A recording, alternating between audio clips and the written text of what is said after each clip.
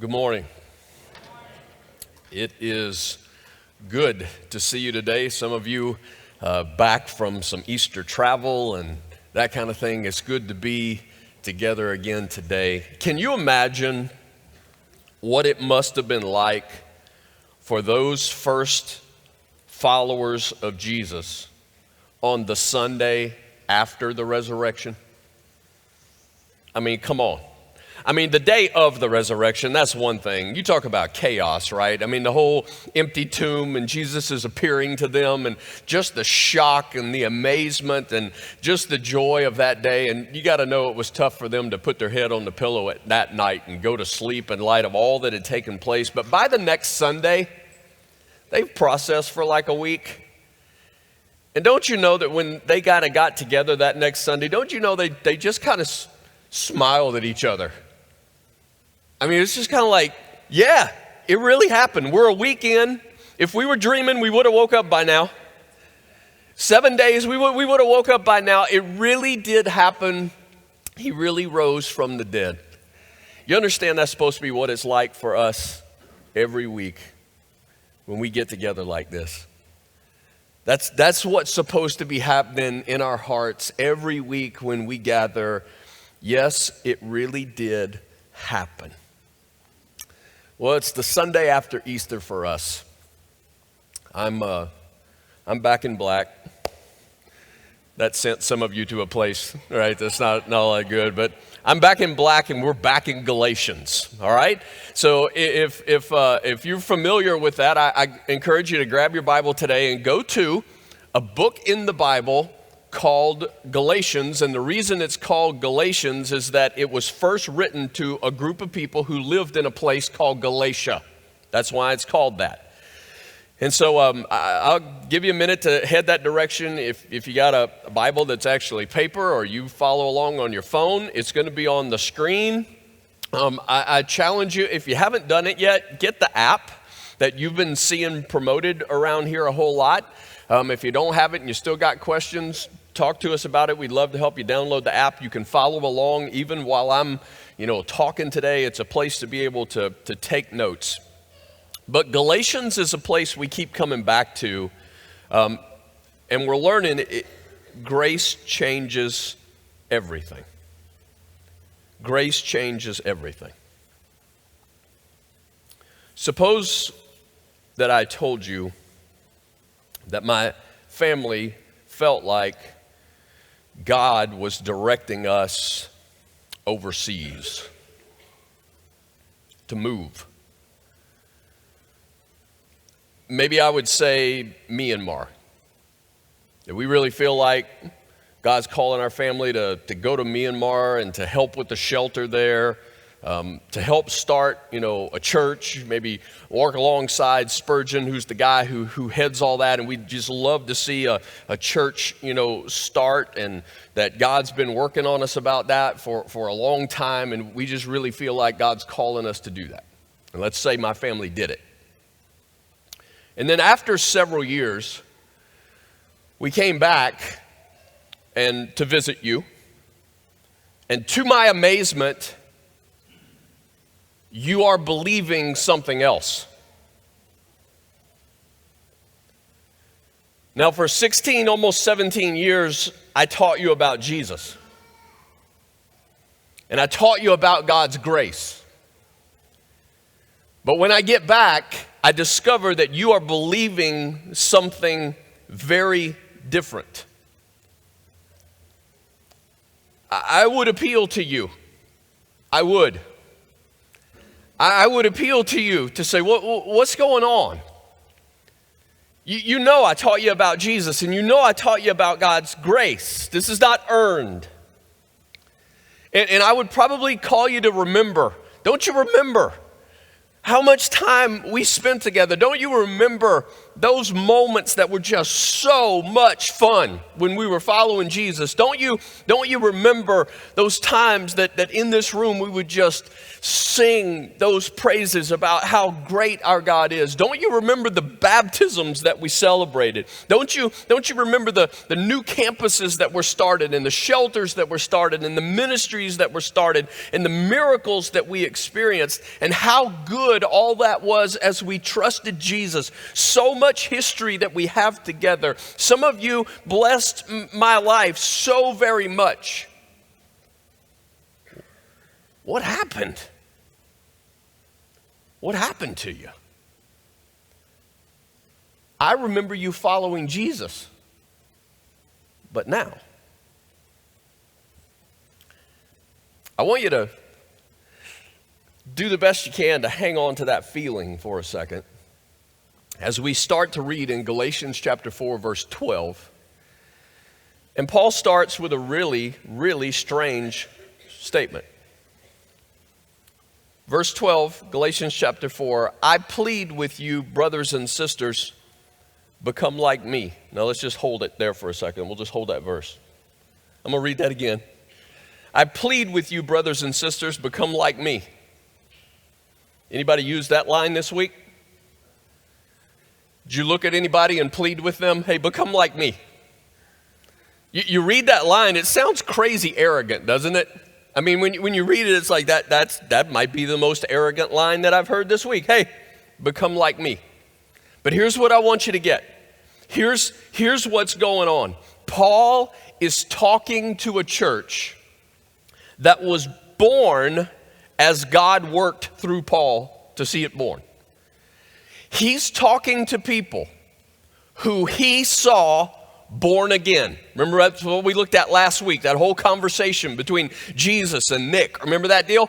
Paul was there when these people put their trust in Jesus, when they were actually born, spiritually born from the inside, a relationship with God. He had taught them about Jesus. He had taught them about grace. But now some other people have come in. Paul exits, he goes to start some other churches, some other people come in, and the other people begin to say, this is not really about Jesus, this is not really about grace. You can earn being right with God. And so Paul's presenting the truth again. In the book of Galatians, it's about him going back and building off of what they knew as the Bible at that time, the Old Testament. He's drawing references from Abraham and some of the other instances from what they knew. But he gets to this moment in Galatians, and he stops referring back to the scripture that he's been referring to. And he shares his heart. And he's saying, guys, in my life, there's so much joy. In my life, there's so much peace. This is so good to talk to Jesus. It is so secure that I am loved by God. When I die, I know where I'm going, and I know that I'm going to inherit all that is God's as an heir of His. I wish you could experience this. That's the context of that line that he just said. It's not arrogant. He's saying, this is what I know about Jesus, and I want you to know it too. You ever said, I wish my family could get this? Yes. Some of you who are followers of Jesus, and you really do know Him, and you really do love Him, and you're like, I wish my family could get this. Maybe it's about a friend. I just so wish they could get this. I wish they could know God this way. Instead of always trying to earn, it seems like they're always trying to earn, being loved. They're always trying to earn their value. If they could just know what it's like to get rid of all that junk that keeps you from God. Amen. But they're not getting it, and it's killing you. That's where Paul stands when he writes this. That's what he feels. And so when he says, again, verse 12, I plead with you, brothers and sisters, become like me. He's talking about Jesus. For I became like you did me no wrong. As you know, it was because of an illness that I first preached the gospel to you. And even though my illness was a trial to you, you did not treat me with contempt or scorn. Instead, you welcomed me as if I were an angel of God, as if I were Christ Jesus himself. Where then is your blessing of me now? I can testify that if you could have done so, you would have torn out your eyes and given them to me. Have I now become your enemy by telling you the truth? You say, remember how it used to be. Remember how much I loved you and remember how much you loved me? What's happened? That I'm your enemy now? That you hate me because I'm telling you the truth? I can tell you, I have felt this at times as a shepherd, as a pastor. There have been people that I had to look them in the eye and say things like, look, you can't just leave your spouse and live with somebody else and keep on acting like you're following Jesus and leading here. You can't do that. And you know what happened? They got mad at me. Stuff starts spreading. It's like, well, what happened? Some of you have experienced it. I'm not talking about being the ultimate judge of people's lives. That's Jesus. But as followers of Jesus, he calls us to make those judgment calls in each other's lives. That's in the Bible. And the whole point is not saying, hey, how can you do this? Because I've never messed up, so how dare you mess up? You go with the heart that goes, look, you can't do this. And I know it because I've messed up at times. There have been times that I did stuff that God said didn't do. It hurts me. I need somebody in that moment who will love me enough to say, don't do that. But sometimes they get mad at you. That's what's happening here. And Paul says, don't you remember when we first met? I was sick. Now, everybody has theories about like what was the sickness, and it's obviously he makes a reference to his eyes, which Paul also does that in some of the other places where he records things, and he'll talk about his eyesight. And so a lot of people, one of the theories, if you will, is that Paul had experienced malaria, which he had been doing ministry really in a very wet, swampy, we would say, type area. So a lot of people believe maybe it was something like malaria that he had, and he actually left that region to come to Galatia, perhaps to heal. But he keeps on sharing Jesus while he's healing, because that's who he is. And he said, you're so good to me. You treated me like an angel. You basically treated me as if I was Jesus showing up at your house. And some of you loved me so much that you even would have given your eyes for me to be able to see again, if you could have. You used to thank me for teaching you about Jesus, but now I'm your enemy. Verse 17. Those people are zealous to win you over. He's talking about those who are teaching them while he's gone. They've been feeding the info, but for no good. What they want is to alienate you from us so that you may have zeal for them. It's fine to be zealous, provided the purpose is good, and to be so always, not just when I am with you. My dear children, for whom I am again in the pains of childbirth until Christ is formed in you. How I wish I could be with you now and change my tone, because I am perplexed about you. I thought you got it, but you didn't. And so now I feel like I'm in labor again, which is kind of funny for a dude to say. But he's like, you were born again. We worked through that. We wrestled through all that, and you were born again. But now I feel like I'm in labor again, that I thought you were born again, but it appears that Christ was never formed in you. It looks like you made a decision, but you don't look like Jesus. And I feel like I just need to start over with this whole thing. When I was first, reading through Galatians, thinking, hey, this is a book I think that God really wants us to tackle along the way, knowing that we would jump, at times like we did for Easter, and then would jump back into it. I honestly, this is true, I really thought the section that I'm reading to you today would be the section where I would simply say, and verses 12 through 20 is the place where Paul just really reiterates how frustrated he is that they're buying into the lies. I thought that's what I would say. And we'll pick up with verse 21. But honestly, it's kind of become one of my favorite parts of the book.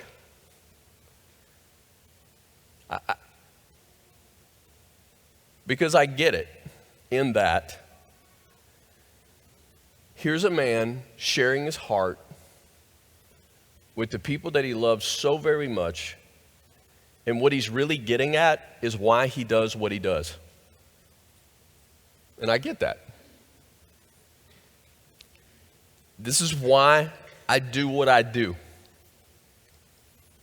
And it's all about really, it's all driven toward one big desire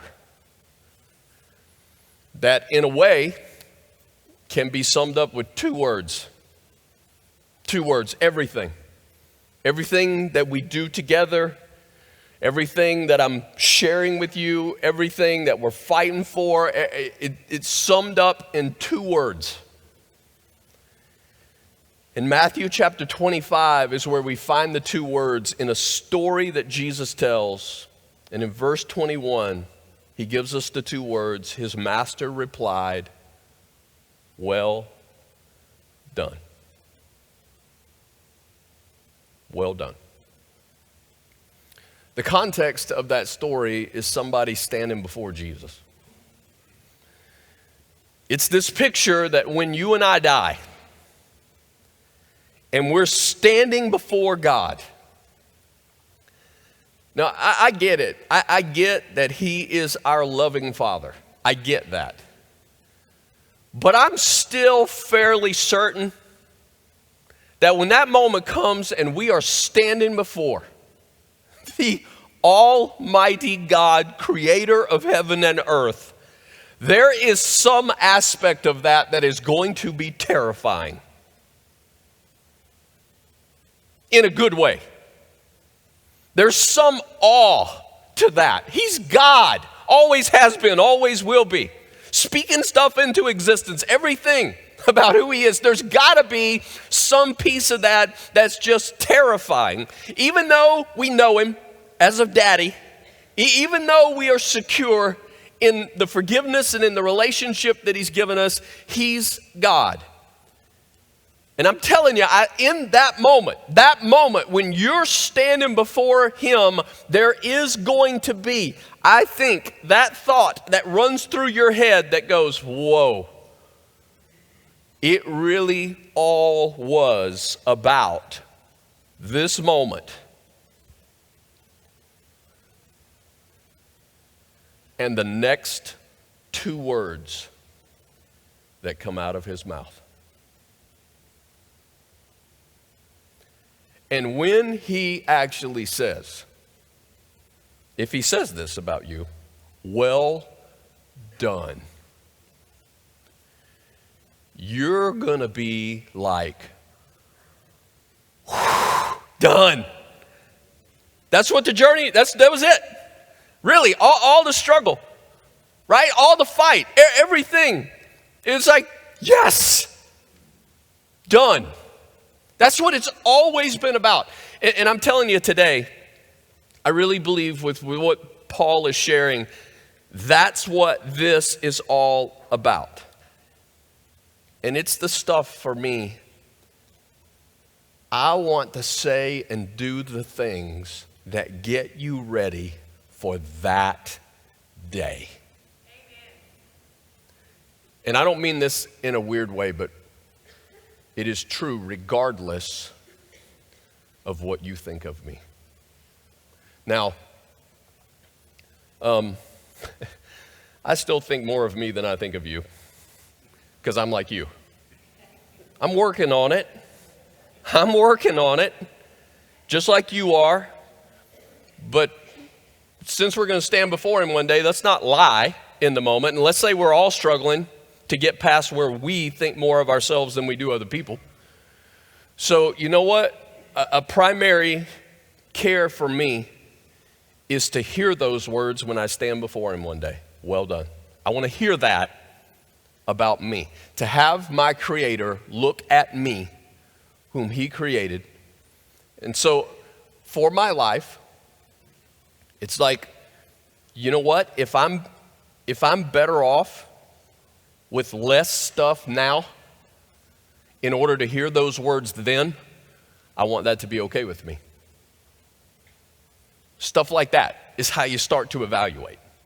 Whatever makes that what it should be, well done, then I want to be okay with however that looks in this life and in this journey.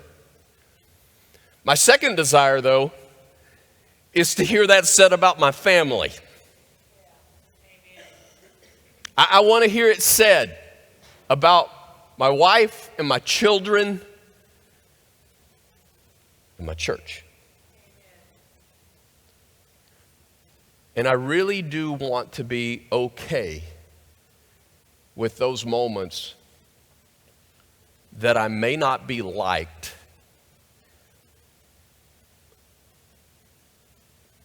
for what's said, if it will eventually lead to you believing God about what he's saying, so that on that day you hear well done. Because this is about forever. And what's the stuff that matters if we're really thinking about forever? Not everybody's going to hear well done. They're not. Jesus said, narrow road, few will find it. But a part of what I pray is, God, please let this be a part of the few who find it. And let us be connected to as many of the few in this world who are going to find it. But look at the rest of the verse in Matthew 25, because we kind of always stop with well done, good and faithful servant. But can I show you the rest of the verse? His master replied, and this was a story about where they are given, we'll say some resources, and then it was all about what they did with those resources. And here's where he sums it up. You can read the story this week, but Matthew 25:21, his master replied, well done, good and faithful servant. You have been faithful with a few things. I will put you in charge of many things. Come and share your master's happiness. Translate. If you can deal with the tiny stuff on this earth, then oh my, if you only knew what's in store for you in heaven. That's what he's saying. If you will be faithful with the small, then you will be entrusted with much more.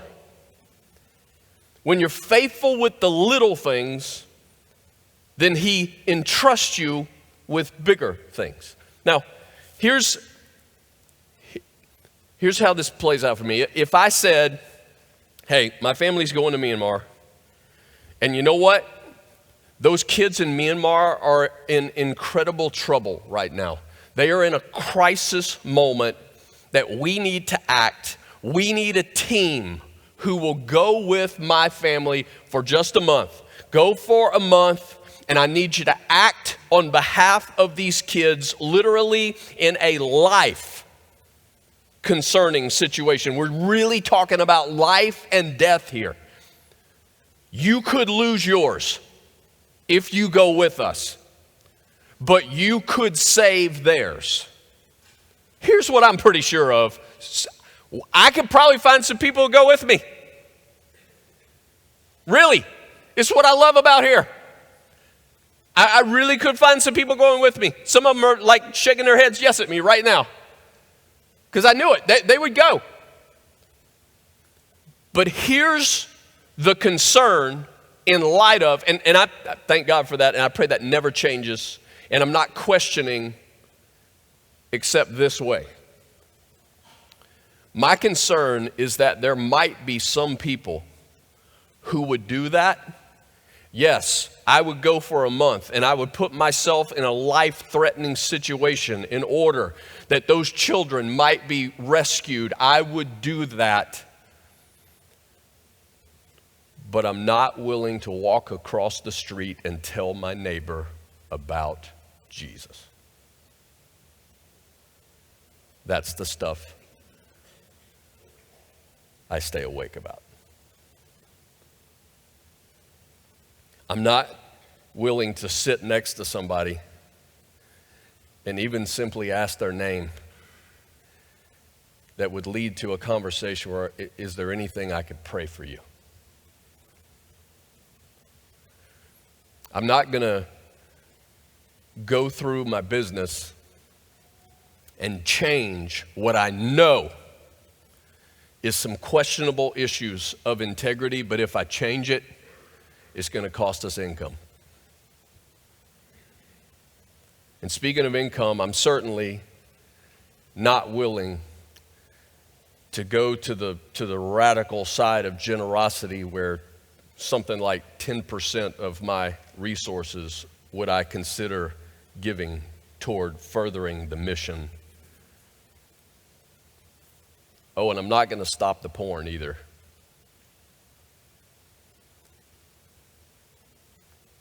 Going overseas to save kids' lives, that's pretty sexy. That's the opportunity to be a hero. But what about the little things of every day? See, some of us want a vision that'll change the world. And I'm asking you, do you really think God's going to give you such a vision to change the world without being willing to do the little things that He calls you to be positioned to do such? When I was looking at this passage this week, and I don't even know how to describe to you how this passage so just grabbed my heart. It was one of those I really didn't see it coming when I first read through Galatians, but my mind immediately went back to a place in the Bible. It actually is called Joshua, because again, it's named after the guy that much of the book is about. His name was Joshua. And Joshua was a guy who, along with Moses, was really instrumental in leading God's people into the land that God had prepared for them. Moses didn't get to take them in. Joshua was the one who really got to lead them across the threshold, if you will. But Joshua walked that with Moses for a number of years. And at the end of the book of Joshua, which is also the end of Joshua's life, he challenges the people. And this is what he says in Joshua 24, verse 14. He says, "Now fear the Lord and serve Him with all faithfulness. Throw away the gods of your ancestors, worship beyond the Euphrates River and in Egypt, and serve the Lord. But if serving the Lord seems undesirable to you, then choose for yourselves this day whom you'll serve, whether the gods of your ancestors served beyond the Euphrates or the gods of the Amorites in whose land you're living. But as for me and my household, we'll serve the Lord." Joshua gets to this point where he goes, it's time to decide, folks. You can't serve all these gods. You can't claim that you're following God when you're also worshiping the gods that you found when you got here. You can't worship the gods that you learned about along the way in this journey. You got to decide. And as for me and my house, we're going to serve the Lord.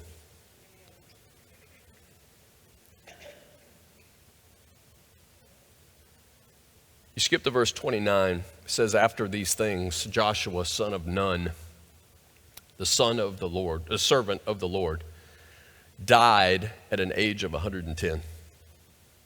That's a pretty good run. But then it says in verse 31, Israel served the Lord throughout the lifetime of Joshua and of the elders who outlived him and who had experienced everything the Lord had done for Israel. Okay? And then I'm going to give you one more verse, and we're going to pull this together and wrap it up. Here's you got to jump, though, to the next book. The next book is the book of Judges, and just 2 chapters into the book of Judges, in verse 10, here's what it says. After that whole generation had been gathered to their ancestors, another generation grew up who neither knew the Lord nor what he had done for Israel. Isn't that incredible?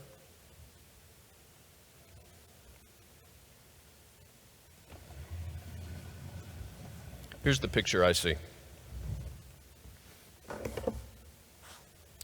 We got Joshua. It's his chair.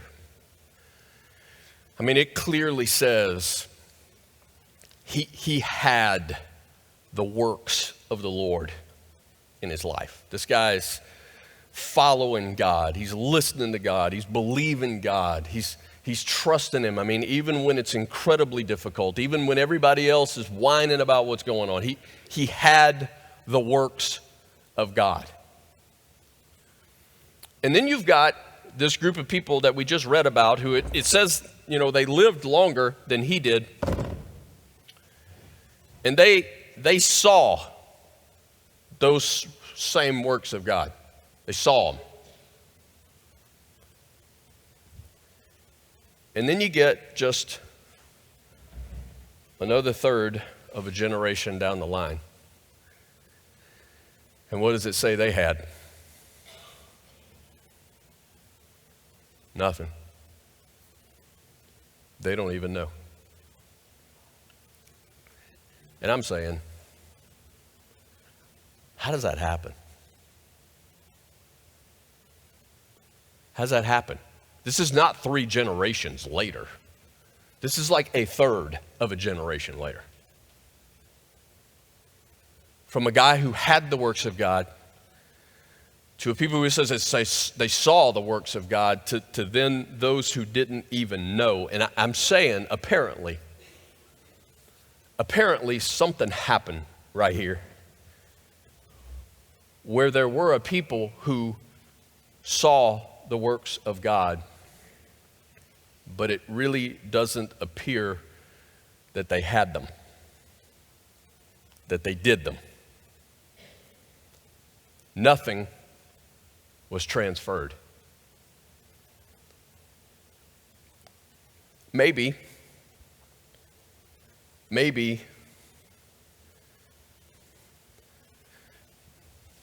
these are the people.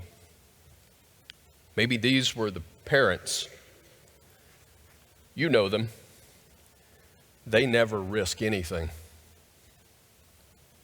Like nothing. They fly under the banner of wisdom and discernment, but it really means I will not risk. I will not risk the stuff that I have here. I will not give the stuff that I have here. I will not link to things that are here until, and again, in the name of wisdom and discernment, until they are proven successful. And then when I see that this particular ministry is proven successful, or until I see something is actually, it really is going to work, then I will jump on board and call it faith.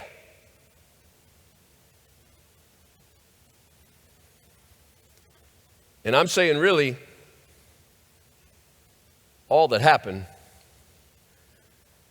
is they rode the coattails of other people's faith. They just wait for other people to have faith.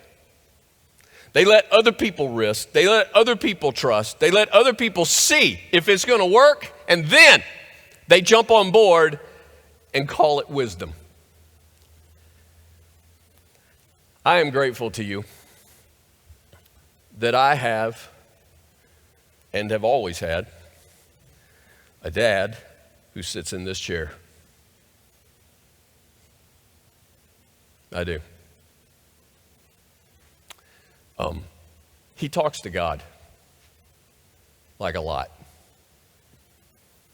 I mean, like, not while he's on the way to something else. Now, he does that too, but he doesn't just settle for talking to God on the way to somewhere else. He really does talk to God. And you can have conversations with him on any given day about what they talked about. The other day, we were at breakfast. We try to do that once a week where he and I go to breakfast, and I know we live across the driveway, and you might think that's stupid, but I don't care. We go to breakfast once a day. We get up and we go somewhere. We spend some time at breakfast and just talk and visit. And we kind of got this place now that we're kind of recurring. And the other day he looked at me and he goes, you know, if we're going to start coming to breakfast here, we need to find out what that lady's name is who's serving, you know, our coffee, so we can find out where she's at with Jesus. Yeah, we do. And I'm saying my whole life, that's the chair that I've watched him sit in. I chose to follow Jesus when I was 8, basically about 1 week before my 8th birthday. I said, I want to follow Jesus best I know how. However much an 8-year-old knows, I understood my sin, and I wanted to trust Jesus, and I did. I was baptized about a week later, grew up in church, did the church camp, went to a religious school. But I'm telling you, the works of God had to become mine too. Because up until that point, I'm just riding the coattail of my daddy's faith.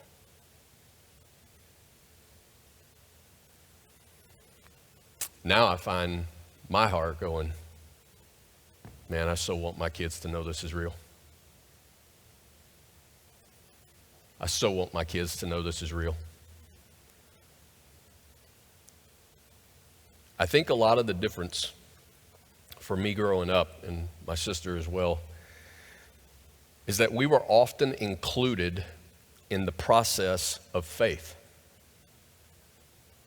And so when there was something as a family that we were walking through, my parents, with great wisdom, knew how much information to give us. And there's some information you don't burden a kid with. They don't need to carry the weight of the world on their shoulders. But they can also know that there's something we're walking through that we need God to do something, and we should all ask him to help us. Does that make sense? And we would. And we would pray. We would pray. We would ask. And you know what happened? He would do it. Now, I'm not saying it always happened like we thought it was going to happen, but he always was faithful. And we learned how God answers sometimes how we think he's going to answer, and how sometimes it's better. And we learned all that because we were allowed to walk through that process of faith. When you do it that way, this chair, whether you do it that way or not, this chair is absolutely real. It's real. The Joshua chair, it is real. This chair looks really hypocritical, though, from this viewpoint. Because faith is talked about, perhaps, but it's rarely seen. It's talked about, but nothing happens. And can I tell you, that is one of the things that I hear more from next generation who is like, no, we don't believe. And you want to know why we don't believe? Because nothing ever happens. Nothing ever happens. There is prayer in the life of a follower of Jesus that is we had a conversation this morning Can we pick that up again? And then there's prayer in the life of someone who always looks something like this. Our Father who art in heaven. Now, don't get me wrong, it's okay to pray the Lord's Prayer. It is. It's okay. But I'm saying sometimes when the only prayer that's prayed is our Father which art in heaven, or somebody's own words. I grew up in church. And I can remember growing up in church, little kid, there was a time where we would at times collect the offering during the service. And in the middle of the service, people would walk up to the front, and different guys who were passing the baskets would say the prayers for the offering. And there was a dude or two who did that. I'm like really giving you some good stuff today. The dude, you could have said, hey, Jeff, would you pray his prayer? And I could have done it. I could have prayed his prayer. I really could have. Word for word, I could have prayed his prayer. Every single time. He prayed the same prayer. I could do inflection, pauses, the whole deal. I could have given it to you. And as a kid, I'm thinking, And don't get me wrong. There's nothing wrong, again, with praying the Lord's Prayer at times. Jesus said, let me teach you how to pray. This is how you pray. Something powerful about learning that. But you and I both know that when prayer is just something that's recited, and when you live in a household and all you ever hear are the same words that are recited, you hear the same thing that's said over and over again, there's something that happens in the heart of a kid that goes, is this real? Is this real?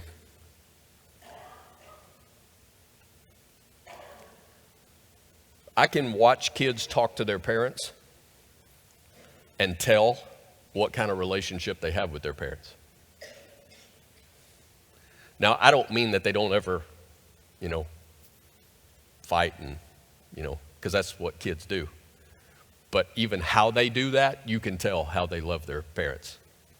Even when they argue, you can tell. You can tell when there's been a lot of conversation and when there's been hardly any. You can tell. And I'm saying, our kids are smart enough to go, that's the way it is with God too. That's the way it is. Here, I'm going to make a statement to you. And this might be one of those where some of you are going to go, ow, and you might not like me for a while. But this is for that day. You ready? Good kids don't hear, well done. Born again kids hear, well done. When my kids stand before Jesus one day, being good isn't what's going to get well done. Being born again, a spiritual rebirth from the inside out, that hopefully, yes, when that happens on the inside, it's supposed to transfer to the outside, and there's supposed to be some change in behavior. That's supposed to happen. When it's real, that really does happen. But I fear often that what we do is we teach beliefs, we send our kids to Bible study or youth group or whatever it is, and we speak as though salvation is this one huge moment turn where they pray a prayer and they are baptized, but nothing ever happens.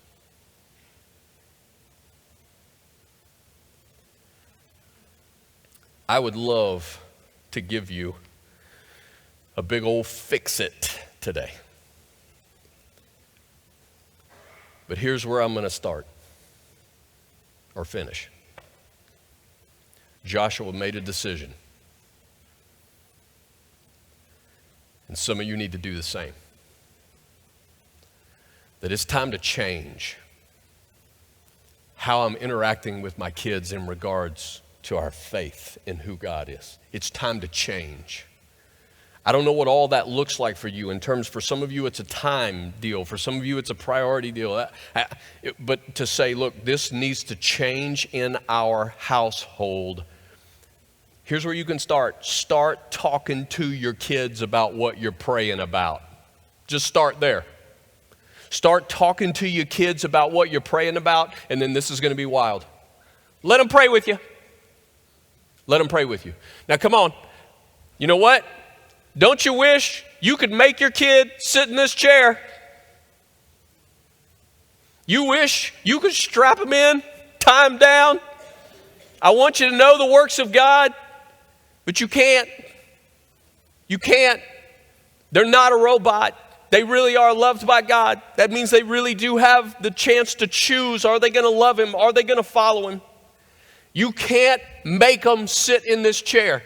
But I am telling you that how you believe God and how you trust God and how you involve them in that process really does make a huge, huge difference between them sitting here and sitting here.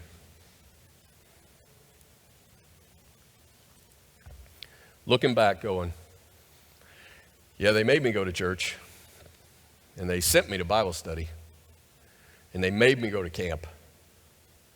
But you know what? In our house, nothing ever happened. Nothing ever happened. What I want to see is for our church, this chair right here needs to become a big old humongous futon where everybody's in the chair together, walking it out, process of faith. How do we trust God? Hey, I'm really struggling. Let me help you. I'm praying for you. Hey, believe God when He says this. Together we're doing it. I'm going to draw your attention again today to that window back there in the back. It's called the window of grace. It actually has the words on the window, so when you get over there, you'll know what it is. We promoted this about a month or so ago, and the whole concept is, what is it that you are in the process of asking God that's bigger than you?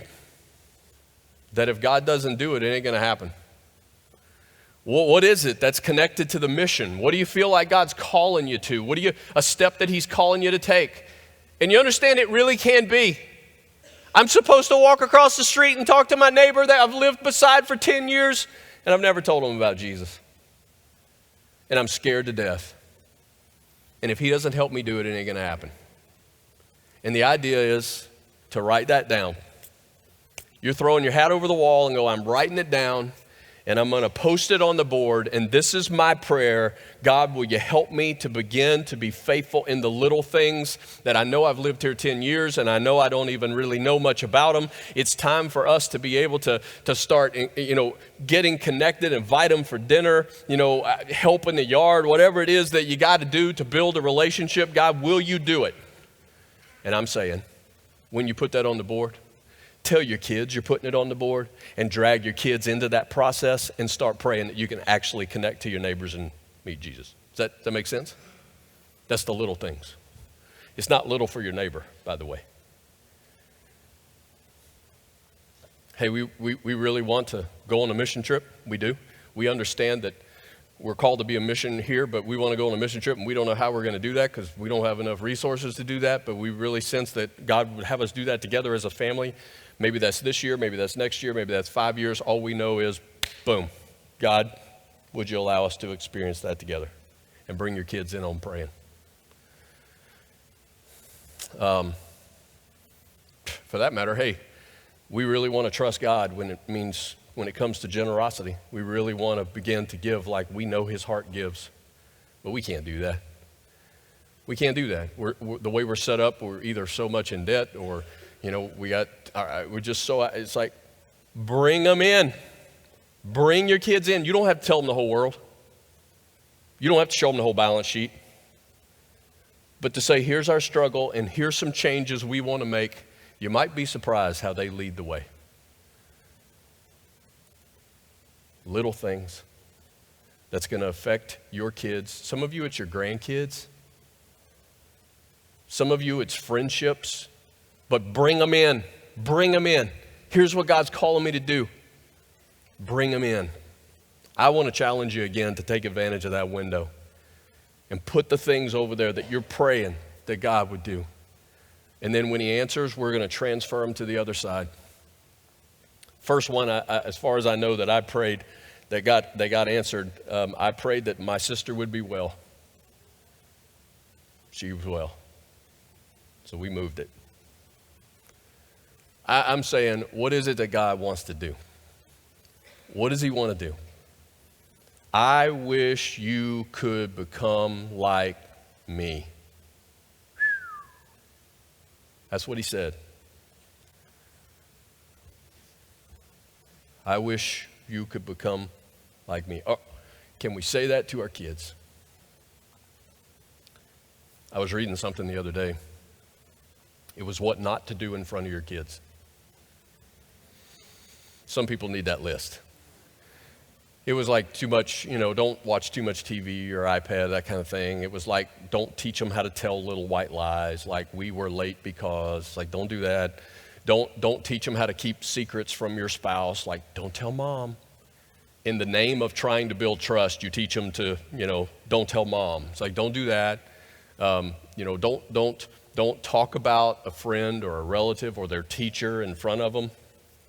Don't teach them that hard stuff. For one, they'll repeat it, right? Don't do that stuff. And it was just all these things of what not to do in front of your kids. I love this about the Bible. Today, I think, is one of those times where the Bible goes, hey, would you like to know what to do in front of your kids? Here's how you believe God in front of your kids. So what you going to do? Those of you who do this great, I hope that you didn't feel beat up today, but that God did some affirming in you that this is really worth it. It's really worth it. When that day comes and your kids hear well done, it is worth the struggle. It is worth that fight. Some of you are later in life and you go, man, I missed it with my kids. I missed it. You're not done. You're not done. Don't underestimate what God can still do with your kids. Don't underestimate what he can still do with kids in this body who need some parents who will love them like crazy because they don't have parents who are going, do what I'm doing.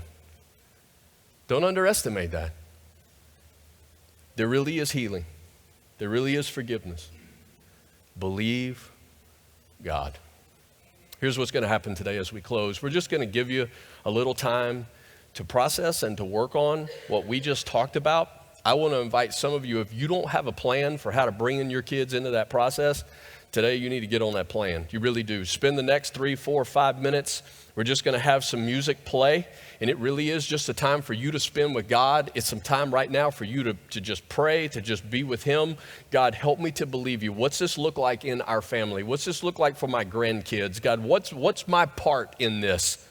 God, I want to be sitting in the chair where there's no question that I believe you and that your works are seen in my life. I want you to just spend those moments with him.